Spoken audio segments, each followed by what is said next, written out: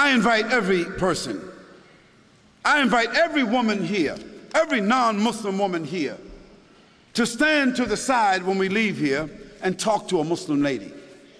I mean, now, let's not ask Barbara Walters about how Muslim women feel. You know, let's not ask Tom Brokaw how Muslim women feel. Let's not ask CNN, ABC, Fox. Let's not ask the London Times or the Australian Times. Let's not ask non-Muslims about how Muslim women feel, how they live, what are their principles, what are their challenges. If you want to be fair, ask a Muslim woman. Ask my wife.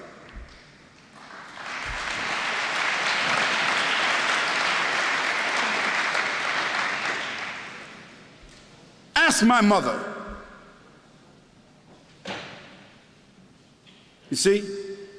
Ask a Muslim woman that knows her religion, who has a relationship with her Creator, who is stable in her society, understanding her responsibilities, her relationships. Ask her. And after that, I think you should be fair, that you don't need to ask someone else.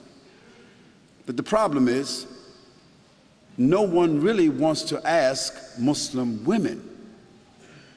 We want to take pictures of women in Afghanistan, and pictures of women in Palestine, and pictures of women in Pakistan, and pictures of women over here. And we want to listen to what people say about female circumcision, as if Muslims got women, 1,000, 10, 30,000, 40,000 Muslim women all over the world is being circumcised. Some crazy Steven Spielberg stuff.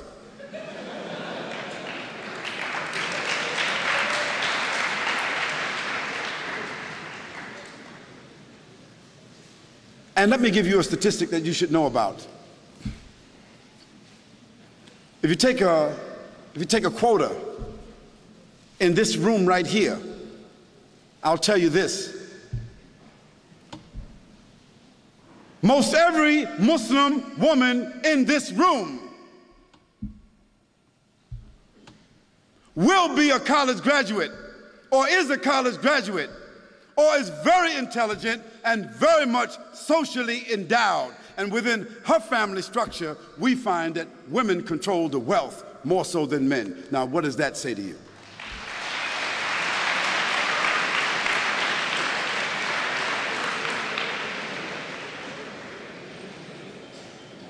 Now, where you find women oppressed, women exploited, women mistreated among Muslims, that is because those Muslims themselves are not representing the principles of the religion. And in every religion, you've got black sheep.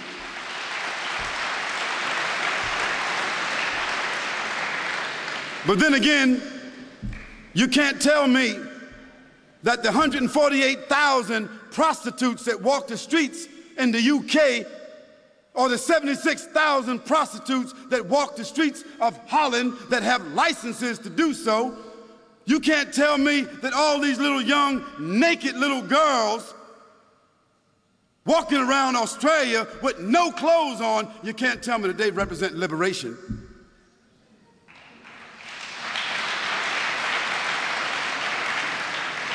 You can't tell me that the 2,350 abortions, murders that take place with these young women, you can't tell me that that represents sophistication. You can't tell me that that represents liberation. You can't tell me that a naked woman sitting on a chocolate bar, a naked woman selling everything, toothpaste, everything, you can't tell me that doesn't represent exploitation. So let's put things in context. Let's talk about things correctly, and let's be fair, and let's be objective. We can talk about that a little bit more if you want to. And let me give you one more statistic. One more. prostitution, venereal disease, abortion, and pedophilia. And this horrendous number of children being raped and kidnapped that exists in the Western world. It is almost unheard of in the Muslim world.